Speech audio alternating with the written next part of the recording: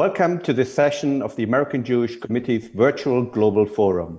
I have the honor to introduce Edi Rama, the Prime Minister of the Republic of Albania.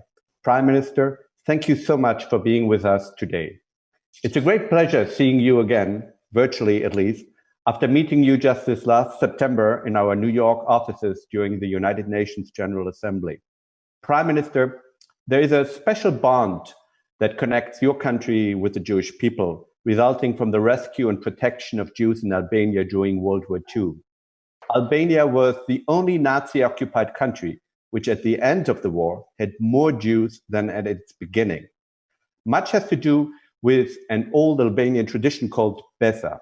Mr. Rama, what is Besa? And can you briefly tell this remarkable story of Albanian heroism that ought to be better known around the world? It's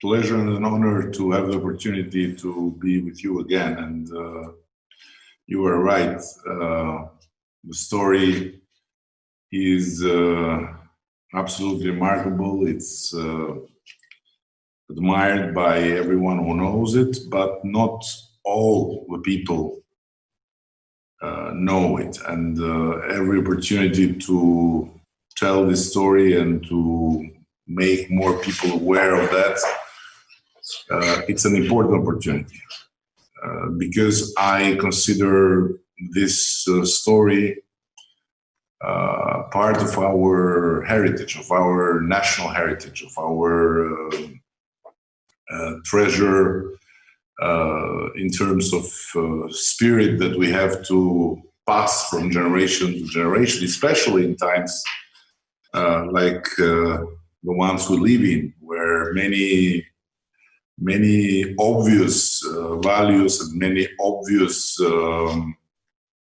principles are under assault and sometimes are very much blurred. And you know much better than me that among many bad things we have seen happening,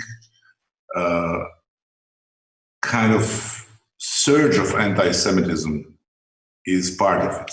Unfortunately, it's absolutely one of the shining moments of our history when Albania became a shelter for many Jews that were under the brutal, evil persecution of Nazis. And the story of the Albanian protection and rescue of Jews, I believe, is a quintessential story of humanity. And we are the only country in Europe that had more Jews after the war than before the war, and practically 10 times more when the war ended than before. And Jews were escaping many countries, but not Albania. On the contrary, they escaped from elsewhere to reach Albania. And within this story, there are many episodes, many, let's say, jewels in terms of memory. And one of them is that the Albanian embassy in Berlin was granting visas to Jews from any other country. And in the same time, not only native Albanian Jews, but thousands of Jewish refugees fled to Albania from Germany, from Austria, from France, Poland, Greece, Italy, former Yugoslavia. And a well-known Israeli photographer, David Schwammenthal, I would like to quote, when turned to Yad Vashem with a request to recognize his rescuers, described the family story and rescue by ending his testimony with the following words: "The Albanians are simple people, but very kind-hearted, warm and humane. They may not have been educated on the heritage of Goethe and Schiller, but they attach the greatest importance to human life in a most natural and unquestioning way. In those dark days when Jewish life in Europe did not count much, Albanians protected the Jews with love, dedication, and sacrifice. And we are proud, and we are very, very proud to acknowledge that there are 75 Albanian families officially recognized by Yad Vashem institution as righteous among the nations. So yes, it has to do with Besa, for sure, which is, let's say, the word of honor you give to someone else. And the great thing about Besa is that you can give this word of honor, and sometimes you are obliged to give this word of honor even to people that you don't know. And it comes from our first constitution, the Kanun, in Middle Age, which starts with this presumption. The house of Albanian belong to God and the guest.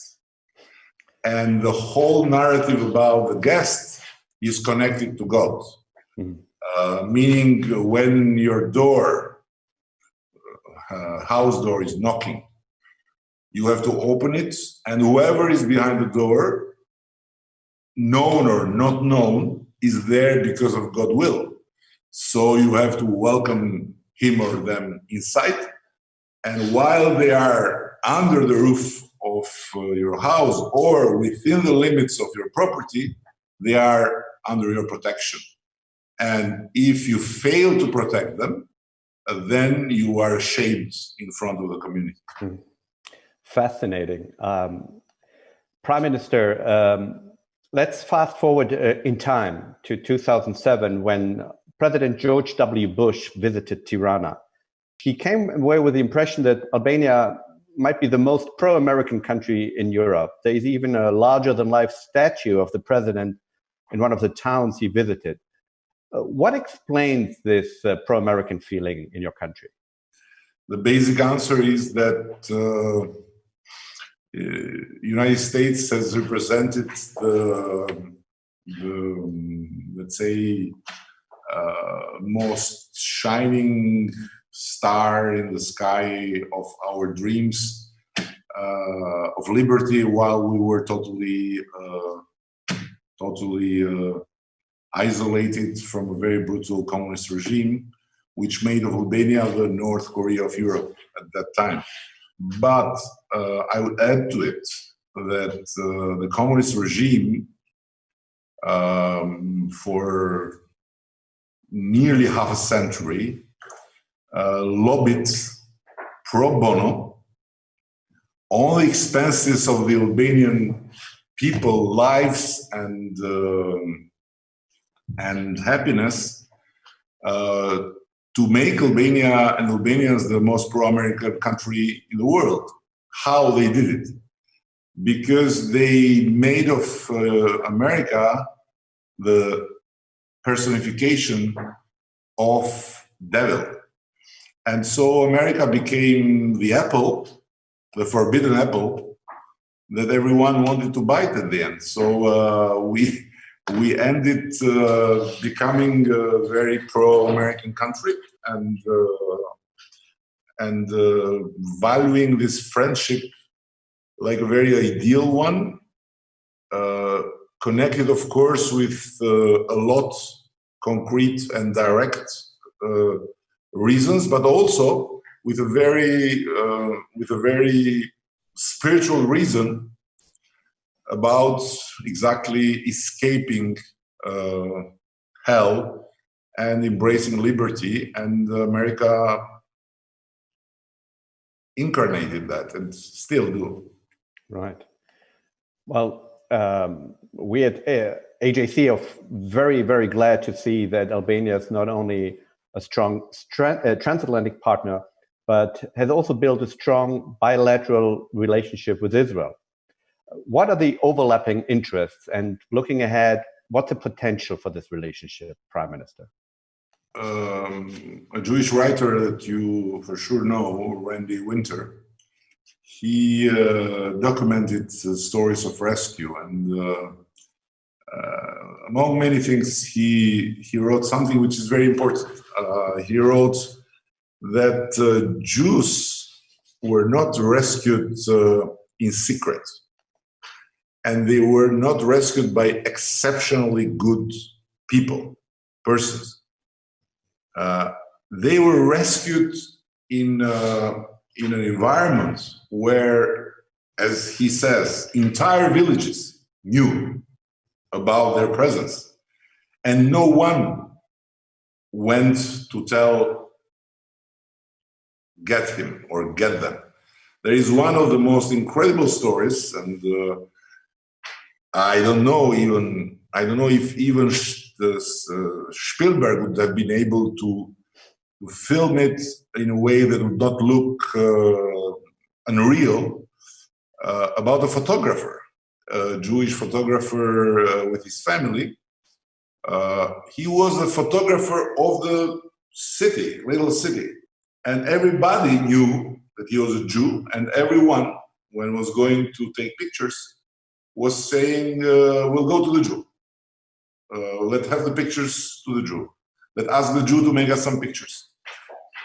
And believe it or not, the only thing he did, and it's a city that at that time should have been around 10,000 people, he simply took off his name from the label of the photography shop in the middle of the city. He continued to be the city photographer. He even took pictures of German officials, and nobody went to tell them, hey, the guy is one of them you are looking for. Mm-hmm. So why I introduced the answer to your question in that way, because I believe, first of all,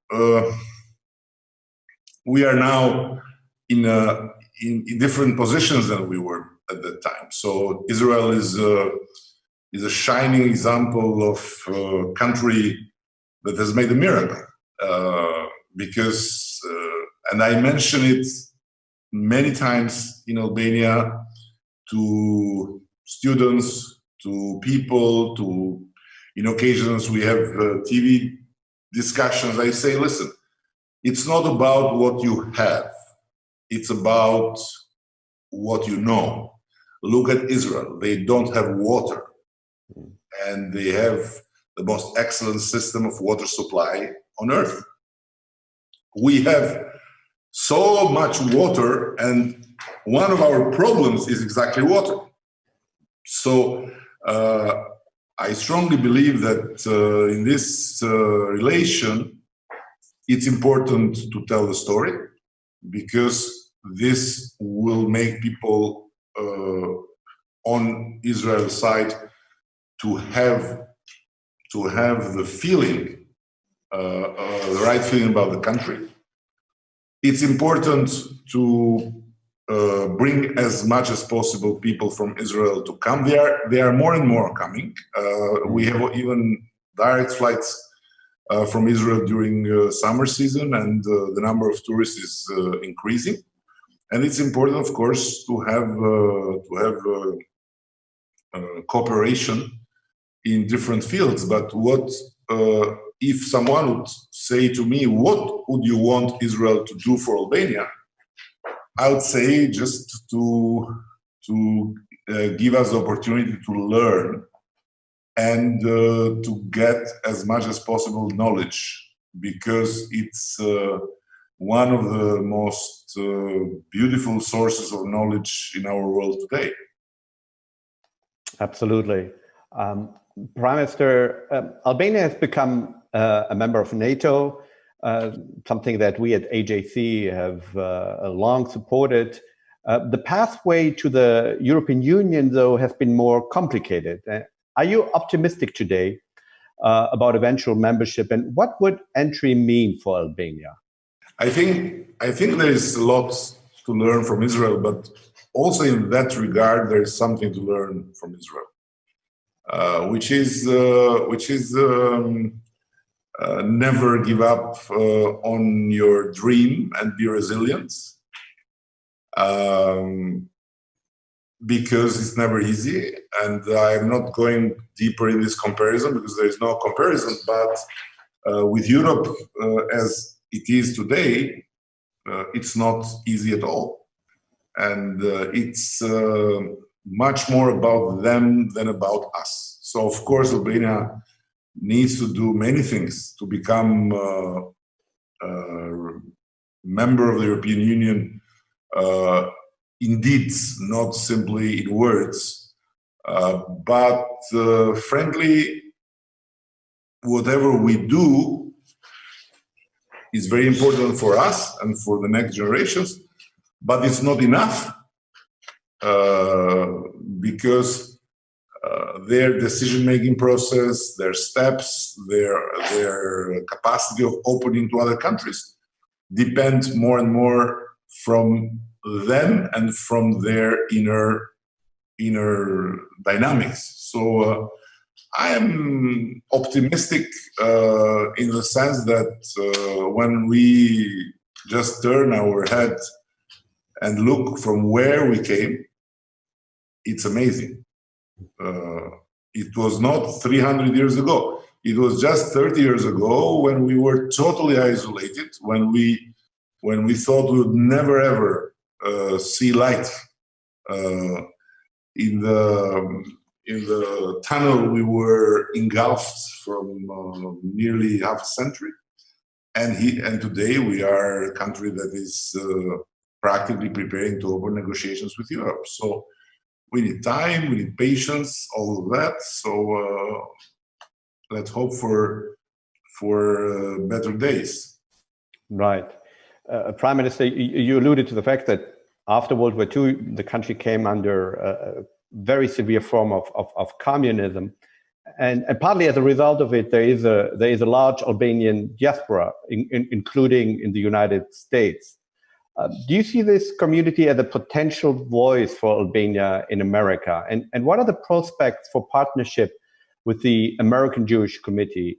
A topic I know that you and your colleagues in Tirana have discussed with visiting AJC groups led by our CEO, David Harris.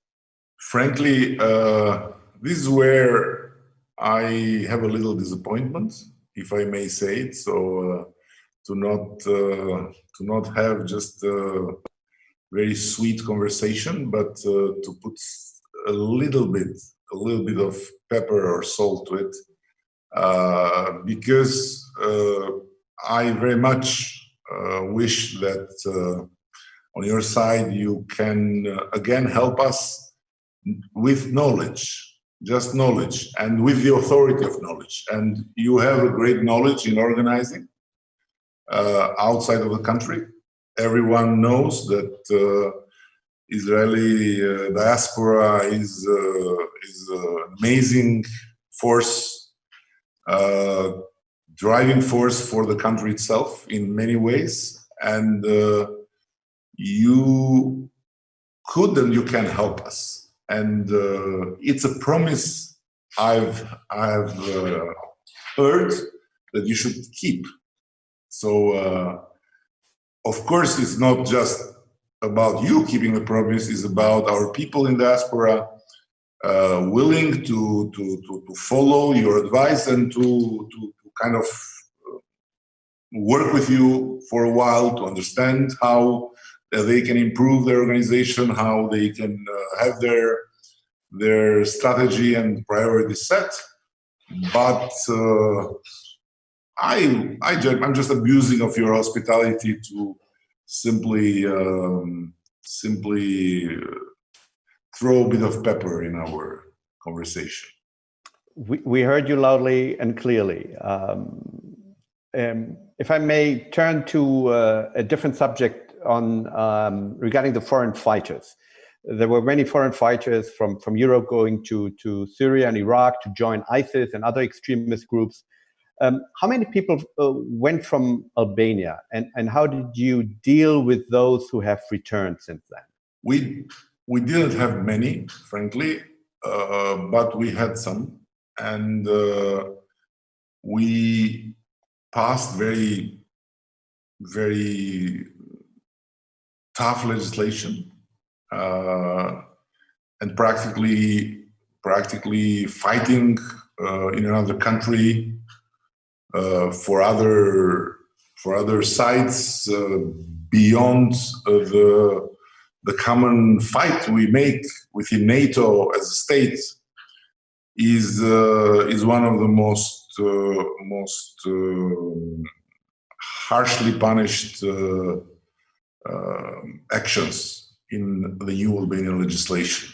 Mm. We had a lot of them within the small number, of course, they were coming back. We try to work also in daily basis with the regional center against violent extremism here. We try to make sure that especially the young people gets attention on that regard. Now we have a big problem inherited with kids and women remaining in these camps. We have some dozens of them that need to be repatriated. It's not easy, you know it very well, and we are trying to bring them back. It's not easy. We had one of them coming back, but still we are working for that. But I think I mentioned in the beginning, and I want to come back to that in just a moment. The new wave of anti-Semitism in Europe and in countries where you would not expect it. It's one of the strongest signs of alarm for everyone, I strongly believe, because every temptation to a relativistic approach towards this abhorring crime against humanity, which was the Holocaust, is really very dangerous in terms of the young generation and the further generations. Memory needs to be kept alive, not simply by telling the stories, by having the museums, by having the witnesses, by having the people we honor, but also by education actively, and by taking care that the horror is not less significant with the time passing and with generations changing. I still am chairman in office of the OSCE, and that's why in our program of chairmanship, one of the things I stressed and we stressed was